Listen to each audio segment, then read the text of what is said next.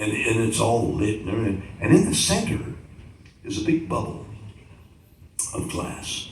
And inside the bubble is the original Starship Enterprise. Turns out that Jeff Bezos is a big fan of Star Trek. Okay? So, and there's Jeff Bezos. Hello. Call me Jeff. I get Jeff. Call me Bill. Okay. And let's go. We go and sit down and we start talking about, being the first to go into space. The thing. Oh, no, yeah, it's good. Well, yeah, it's a good idea. We'll call you. So, we go back home to Los Angeles. And then COVID hits. And it's a year goes by. And then he gets a call from Blue Origin saying, tell you, Jeff is going to go up with his brother. And they've asked a lady, astronaut who didn't go up into space, they've asked her to come along, and they've asked some kid, and they had some kid in mind, young man, to go along. So those are the 4 people who are going to go up in space. I said, you see, I'm glad I didn't. Guys, it's so embarrassing. They didn't even want me to come up. And he says, well, what about going second? What about the next one? I said, I'm not going to go up second. I didn't shake me.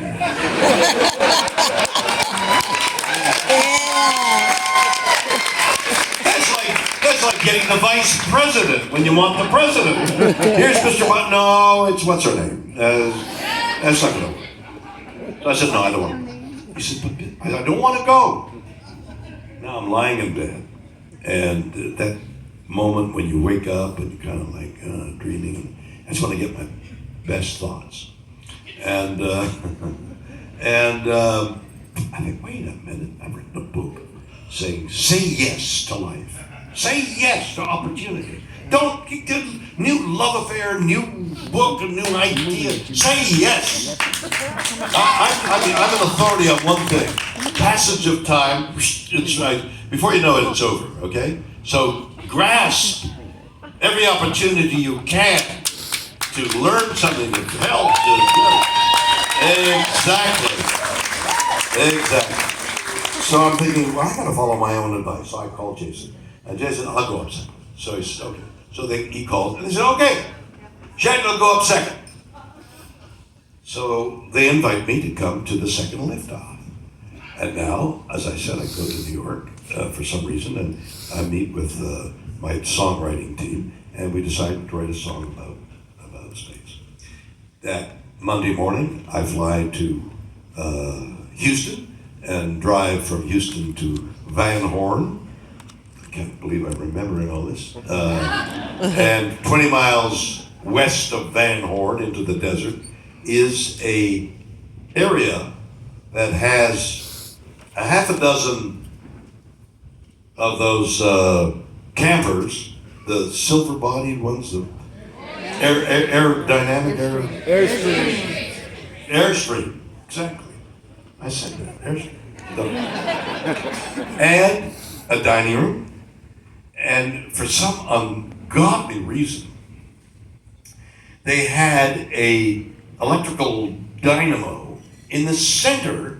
Here's the building where you eat, and here's the thing, and then there's the other thing. And in the center is this noisy generator. Why didn't you move the generator 100 yards away? We'd have the silence of a Texas knife, for God's sake. All you hear is an engine. Oh yeah, you're right. I think, oh God, what have I got myself into? So they call me in on a Monday, and everybody else is coming in on Tuesday. And why am I here Monday? There's nobody here. I'm here a day early. I got things to do. Somebody says, let's drive out to the gantry. Drive out to the gantry. Okay, let's drive out to the gantry. So we drive out to the gantry. It's about 10 miles out there. And there's the gantry. 11 flights up. For 4,000 feet in the air. The altitude is 4,000 feet in Van Horn. And it's like Denver. And there's 11 flights of stairs. And they say, let's go up to the top of the gantry. Nope. You want to, okay, let's go through.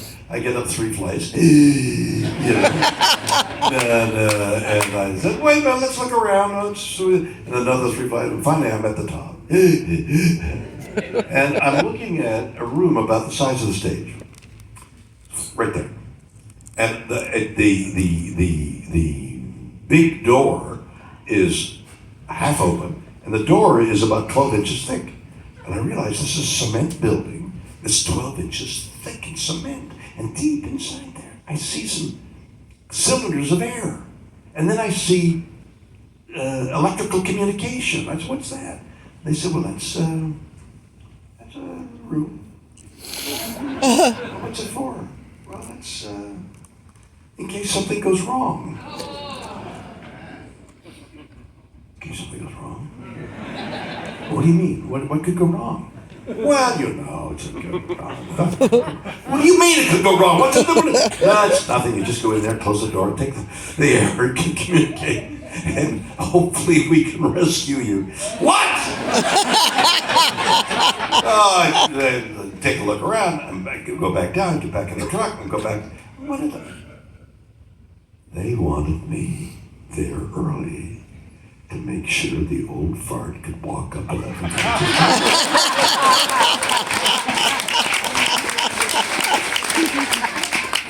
I never thought of myself that way. I thought, hey, who's still got it? Can you walk up 5 flights of 5 flights? Yes, I can walk up 5 flights of stairs. I just can't say it. So the next day, in comes everybody, and we start to practice. And what we practice is this. They have it isn't even a mock-up, it's a actual space vehicle, the vehicle you sit in. Not a replica, one they're going to use, another version of it. And they have seats like this, except the seats are like almost prone. And that's because you get a lot of G's going up and especially a lot of G's coming back down. So you practice getting into a 5-point harness to overcome the G's. So you strap yourself in, get the crotch strap, and you can't, you're trying to, where the hell does that go? And that took a lot of rehearsal. Oh, finally we were there, we got it done. And now it's time to go. And that's when they said, do you want to wear the Depends? Why would I want to wear Depends? Well, make sure you pee after breakfast, because you drive 20 miles out into the desert to get to the vehicle, to get to the rocket. Then you're standing around doing press for a couple of hours. And you get in the vehicle and you don't know how long it's going to be before you go up. And you come back down. You come back down, you stand outside the rocket and you do more press. A lot of hours are going by. They said, do you remember the story of that female who was in love with the astronaut? That drove across the country, was so much in love with the astronaut, she didn't want to go to the ladies' room? You know what I'm talking about? And she peed in her pants. She'd get gas up her car, and she wouldn't even stop at the ladies' room. So she'd just pee and drive because she wanted to get to her lover as quickly as possible. Why didn't she start a day earlier? I don't know. So she was wearing Depends. And a lot of those, I'm an astronaut. Yes, I wear Depends. I mean, come on. Nobody's going to admit it. I didn't wear Depends. I'm sure everybody else did, but I didn't. So it's now time to go up. And we walked. Now the rocket is there. It wasn't there before, now it's there. And the car stopped and we walked towards the rocket. And I see gas coming out of one of the pipes. What's that? So it's hydrogen. It's what? It's hydrogen. It's bleeding off the, it's just the excess hydrogen. It's hydrogen. Did you guys see the documentaries on the Hindenburg? The Hindenburg. You know what the Hindenburg was filled with? Hydrogen. Hydrogen. They moor the Zeppelin, the Hindenburg, and what they didn't know then, but we know now, is that static electricity went up the wire along the aluminized skin of the Zeppelin, and the far end, there was a bag of hydrogen that was leaking, sparked that, and this whole thing caught fire. And I don't know whether you've seen the footage. Most people, so it's on fire. The whole thing's on fire. The ribs of the Hindenburg are showing. The whole thing's aflame. 300 feet of lighter than an airship is blazing, and little tiny figures are running away. And the guy, the announcer, is saying, "Oh, the humanity of it! Oh, he's overwhelmed, and people are running, and they're screaming of it." That was hydrogen coming in. And now I'm in the spaceship, and I'm lying there, and I'm thinking, "Well, what the hell am I doing? I'm this actor. What am I doing in this thing at the Hindenburg?" So now they close the door, and what I'm about to tell you is the absolute truth. There's no embellishment. T-minus, we're ready to count down. All right, everybody. And this is an official space voice. We're starting the countdown, and we're going to remove the gantry. Anybody who wants to get off, can get off now. I'm about to unbuckle. And I think to myself, "Oh, I can't do that. I'm Captain Kirk."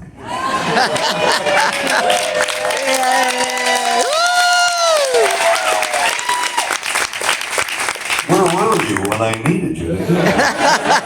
So I stayed. And there's T-minus 14, 13. There's a hold on the countdown. There's an anomaly.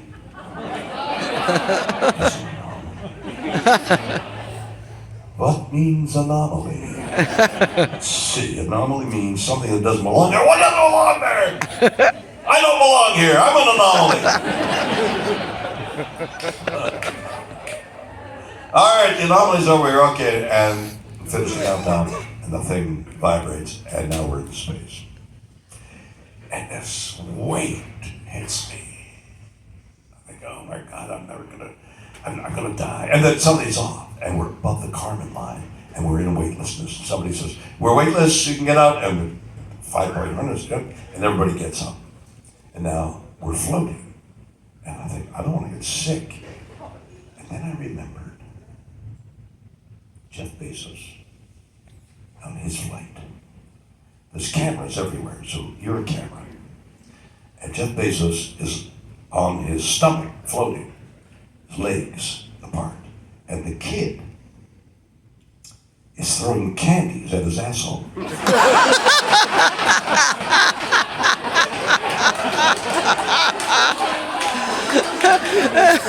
And I'm thinking, I'm not going to do that. I'm not going to hurt. For some reason, I'm looking back. I don't know. I get out of there and I go to the window and I'm looking back there. And I see the desert and it's beige and it's green and it's the white clouds and the blue. And I see the blue air. And something I've never heard of before. There's a wake. The ship is making a wake through the air, like a submarine goes through water. I don't remember anybody ever saying there's a wake going on.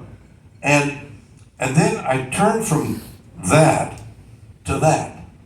And this whole thing about space and galaxies and constellations. I mean, I'm as interested as any of you, and then some of you probably more so, about space and talk to people, talk to scientists all the time. I'm fascinated by the energy and the awe and the wonder of what's going on in the universe. And there are 11 universes, and 11.8 billion years ago, a photon of light left that galaxy and made its way and it's hit my retina. It's 11.8 billion years old, the universe. But that's how long it took the light to reach my eye. Where is that galaxy now? Where is it? It's gone. It's 11.8 billion light years later. Where did it go? I've never heard anybody answer that question. But what I'm looking at is not the magic and the fire of galaxies and quasars. I'm looking at blackness, palpable black. Have you ever been in a cave when they close the door of the cave and you think, oh my God, it's like it's so thick, it's so palpable that it's like it's there. The blackness is so thick. That was what space was. It was, I saw death right there. That was dying and that was life. And that was the stark message. That's death, that's life. When that Webb telescope unfolded, the mirrors that catch the sunlight to power it, almost immediately, a meteorite hit one of those mirrors. Oh. That's what I said.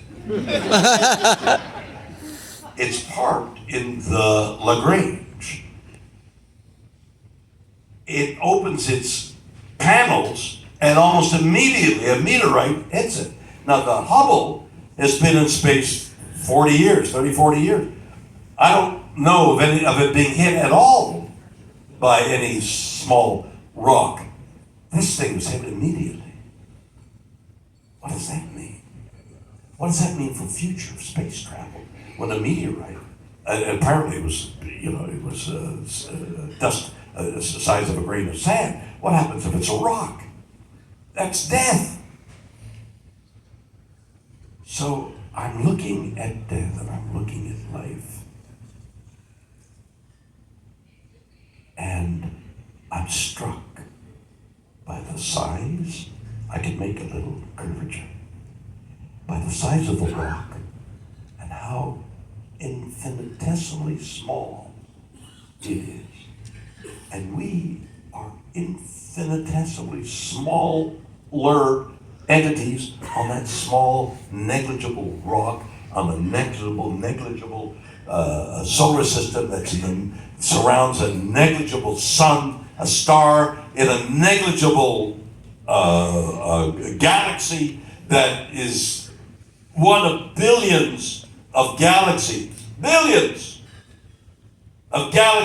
in which in those billions of galaxies, there's billions of stars and there's billions upon billions of planets around those billions and billions of galaxies. The mathematics are beyond our brain to comprehend. Like, where did that 15.8 billion year old galaxy go? There's no end. We think, oh yeah, so it's 15.8, but there's a horizon. Our little reptilian brains can't encompass the fact there's no end. There's no end. What a miracle. What a vastly enormous thought that there's no end to space. There's no end to life. The continuity. The awe and the majesty. And we're on this little friggin' rock. Blowing it up.